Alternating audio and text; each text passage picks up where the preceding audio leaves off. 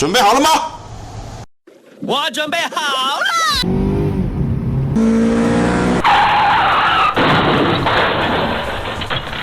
这应该是最近最奇葩的一起小米 SU7 的追尾事故了，停在车库都能被撞。小米 SU7 车主的疯狂程度还是少见，从监控视频看，应该是当时正准备出车库，开始车速还很慢，1秒过后瞬间提速。这是误踩了油门，还是车辆的失控，暂时不得而知。从把车镶进了墙里来看，瞬时车速应该不低，这算车身结实，还是墙体是豆腐渣呢？在昨天，也有一位车主把车镶进了街边的围挡，车身受损严重。说好的120公里的时速都能自动刹停，这次看来是失效了。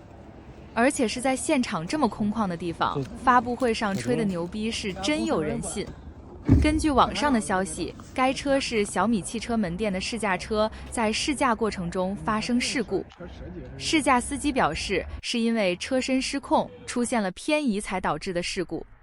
随后被小米工作人员否认，该工作人员表示，车辆不可能失控，很多试驾客户没开过大马力车，没有经验，导致提速过快，一边转方向一边踩油门，就容易发生漂移。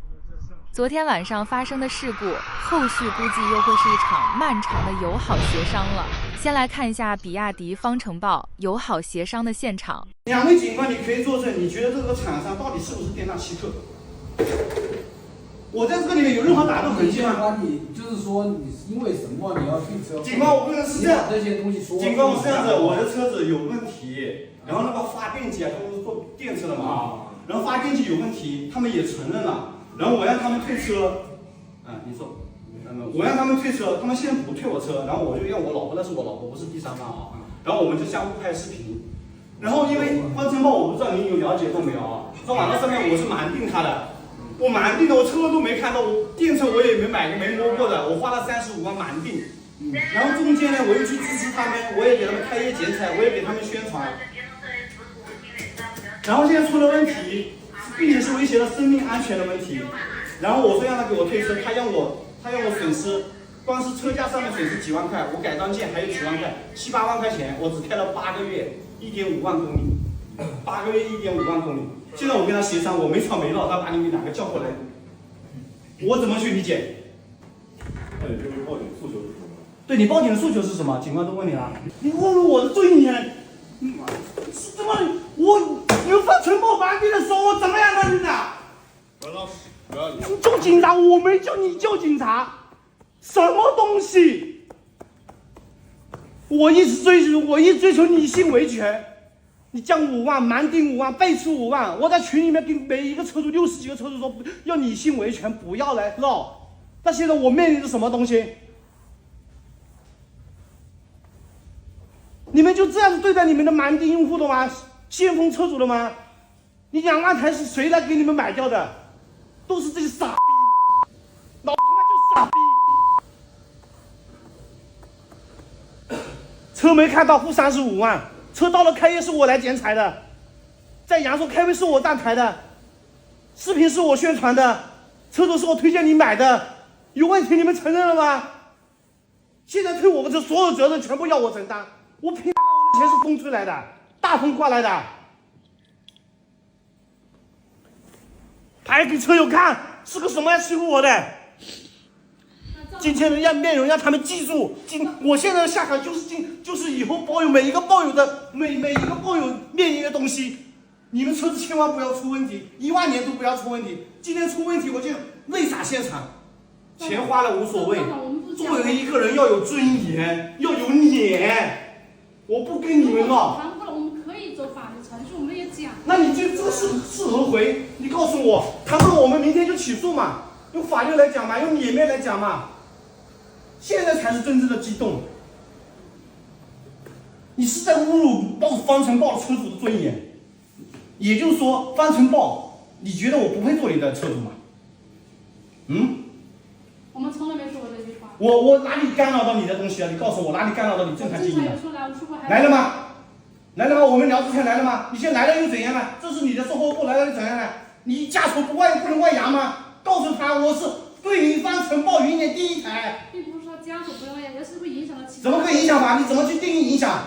你作为营业部门，你不处理好所有问题，当然有影响。你做不好，当然有影响啊！你没负起责任来。我全家老小在你车上有问题车上开8个月，开1.5万公里，你轻描淡写一句话，你开了8个月就要付钱，那要你来开啊？我车子像租赁的车吗？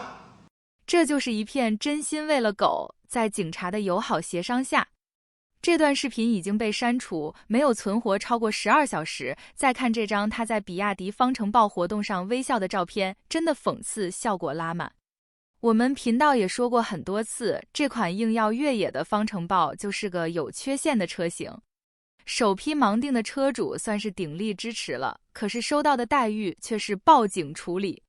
随后他又发了一个澄清视频。大家好，我就是那个桂林方程豹车主，前电机有问题，去4S店这个文明讨说法，结果对方报了警。昨天发的视频啊，有一些问题跟大家做一下回应。在视频里面，可能大家直观的感觉是我强行要求对方退车啊，我的车子都开了1.5万公里了，8、9个月了还有脸来要求退车，这个不合理。那实际情况是，事情发生之后，我跟店里面有修车方案和退车方案，很奇怪，或者说很意外，店里面竟然选择给我退车。那为什么会吵起来呢？是因为就退车所产生的成本，我们有不同的意见啊。第二个就是视频当中大家感觉我很激动啊，甚至很强势啊，实际上在他没有报警之前是相对温和的。我在现场第一个没有扰乱他的经营秩序，也是在他的售后部，在现场的人也没，除了他对方和我和我老婆，也没有别的人啊。然后他突然报了这么个警，我就觉得接受不了，情感上接受不了，有点侮辱我那个意思啊。我过来好好跟你说，没有肢体接触，也没有语言辱骂，你为什么要来报警呢？这个是为了什么呢？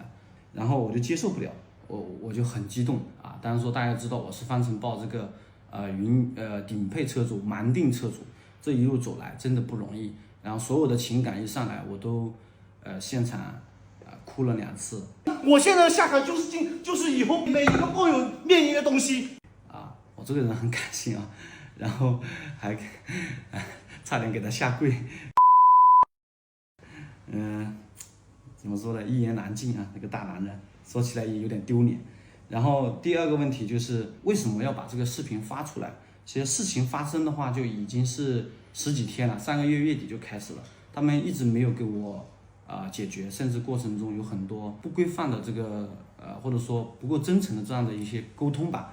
他突然这样子来报警的话我觉得这个问题的性质就已经不再是车子的问题了，他是在解决提出问题的人，而不是在解决车子的问题。这个服务态度或者说服务的心态上面是很有问题的，是不尊重消费者，是侵犯我的然后我忍无可忍就只能发出来。我看不惯这样子去对待一个文明维权的消费者。搞笑的是，他这段澄清视频没有撑过6小时，也被删除了。这件事跟没有发生过一样，不得不佩服比亚迪的公关能力。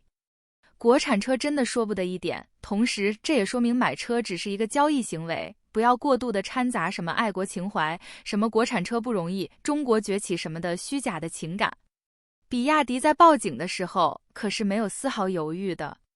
友好文明的维权，那也是维权闹事啊！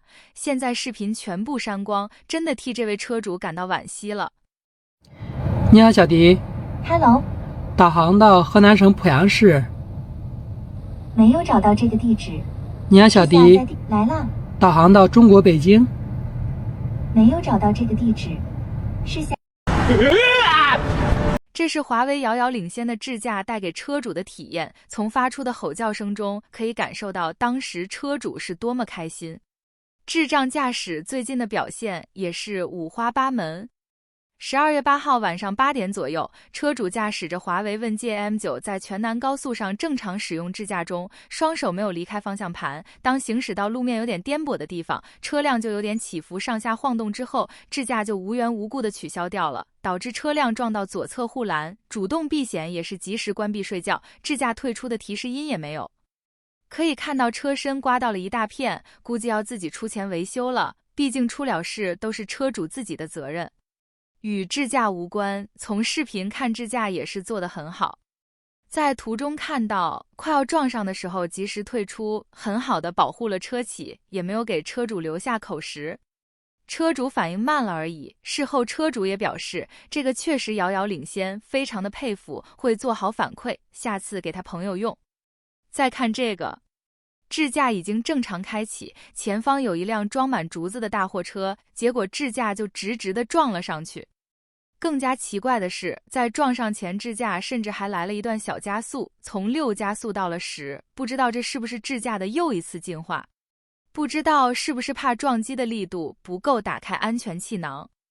也有像这种智驾有自己想法的，随机找一辆路边车去撞的。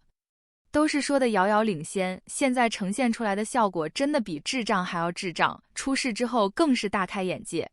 过每一条红绿灯的时候都在闯红灯吗？那如果每一条都闯红灯，你觉得你们这个智驾还能上市卖吗？它是个别会闯，但是闯的概率很高。楚先生向我们反映，自己的理想 L7 Max 在开启智驾的过程当中，多次试图闯红灯。理想汽车全国客服中心，来喂，你好。您好，我的工号叫9108042，帮我查一查普先生开启智驾闯红灯这个事儿。之前我们有反馈给你们，现在这事儿有没有反馈回来的结果呀？您帮我查一下。您稍等。大家也说一说，您觉得智驾闯红灯正常还是不正常？当然了，不管厂家怎么说，我必须要告诉大家，智驾没有大家想象中那么好。智驾的最好的方式是智驾跟人有一个非常完美的配合。我们收到的信息与有关部门提供的信息给您的处理意见是一样的。如果您有其他的疑问，我们可以记录，尽力协调处理。没有人给过我们意见呢。关于您提出的疑问和客户诉求，我会详细记录，并把您和客户的需求转给相应的同事，请他们联系用户，帮助解决好用户的问题。又来了，又是这一句话。您刚才查什么去了？您告诉我一下行吗？有结果没结果？您告诉我没结果也可以，也是个答案。好的，没结果。你们的智驾在你们的官方宣传当中，或者在已经对外公布的信息当中，你们的智驾能不能识别红绿灯？我们的智驾呢，目前是 L2级的，然后并不能完全取代人，然后还需要驾驶员随时接管。这个回答我认可啊，但是我没有问你这个问题。重要的是你们 L2 能不能识别红绿灯？你们对外公布的信息当中，也没有人说它可以取代人或者不可以取代人，我只说红绿灯这一个点可以识别。我们的普先生反映，他的车在过红绿灯的时候，你们的智驾屡次尝试闯红灯，这事儿怎么回事？我这边会帮您反馈的这个问题。可以帮我反馈啊，但是目前我的感觉是什么？你们没有在分析资料，因为消费者没有接到你们的电话，你们也没有把消费者的信息收集走。那今天很好啊，我至少知道了个答案，你们理想的智驾是可以识别红绿灯的。那现在蒲先生这车经常要闯红灯，那是不是说明他这车有问题？有问题也没事儿啊，没人刁难你们，有问题你们解决问题。你们准备什么时候给消费者回电话呀？现在找到了，他说的是偶发路段不合理导致的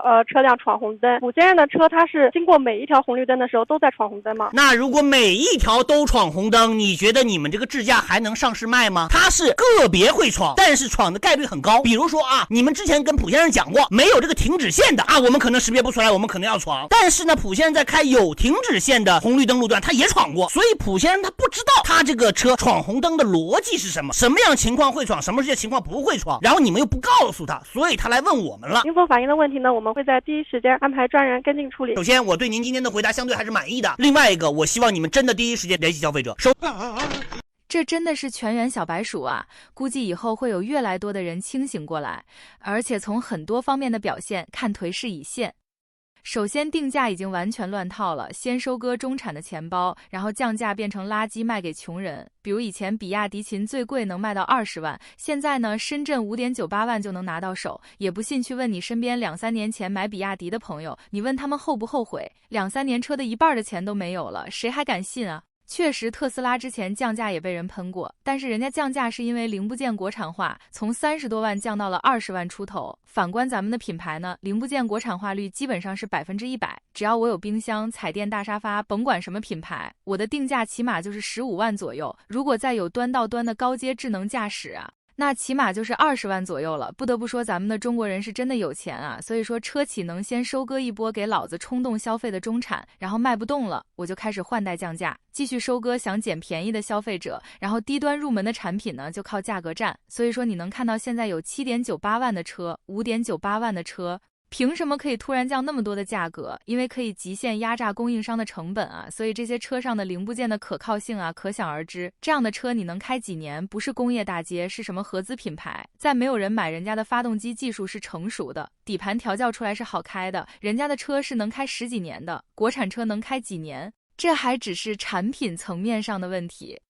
中国的姓传品牌还不准你说它的不好，车主自己维权的视频流量过大了，影响他品牌的利益了，他会要求你下架视频，严重的话还会给你发律师函让你赔钱。所以说搞得很多真实的车主去维权啊也很困难，你受得了吗？如果你今年还没买车，你是幸运的，千万别被那些补贴还有便宜的车价冲昏了头脑，那些都是让你赶紧买车的套路。虽然价格便宜，但是终究是1分钱1分货，接下来又会有一批新能源品牌要倒闭。如果这个时间段非要买车的话，建议你去买那种大品牌，销量好、尽量便宜的车型，就算亏也亏不到哪里去，开个5、6年也差不多了。看看吧，这就是日照啊，一个浪漫的城市。树都穿上毛衣了。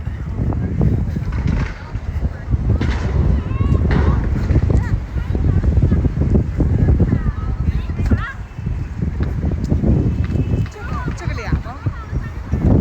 太可爱了。